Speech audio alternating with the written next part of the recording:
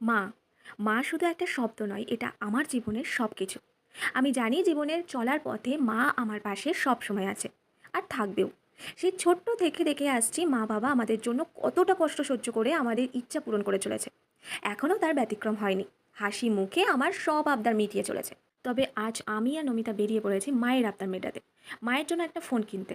অনেক দিন থেকে দেখছি মায়ের কিপ্যাড আলা ফোনটা ভীষণ ডিস্টার্ব করছে, যখন তখন ফোনটা অফ হয়ে যাচ্ছে। তো মা তো ফোন কিনছে না, তাই ভাবলাম মায়ের জন্য একটা ফোন গিফট করা যাক। সেই কারণে আমি আর নমিতা চলে গেছিলাম প্রথমে আমাদের দোকানে, কারণ মাকে ওখান থেকে নিয়ে আমরা যাব ফোন কিনতে। নতুন ফোন, নতুন একটা আনন্দের ব্যাপার আছে, যেটা সামনে থেকে দেখলে আমার মা একটু হলেও আনন্দ পাবে। আমি তো আনন্দ ভীষণ পাই, কারণ প্রথমত প্রত্যেকটা নতুন জিনিস আমার কাছে খুবই ইম্পর্টেন্ট, আর নতুন জিনিসের একটা আলাদাই মজা থাকে। তো অনেকগুলো ফোন দেখার পরে একটা ফোন আমাদের খুবই পছন্দ হয়েছে, মানে আমার বাজেটের মধ্যে এসেছে, সেটা হচ্ছে রিয়েলমি C61। তারপর সেখান থেকে বিল পেমেন্ট করে আমি আর মা সোজা বাড়ি চলে আসলাম। আর ভিডিওটা ভালো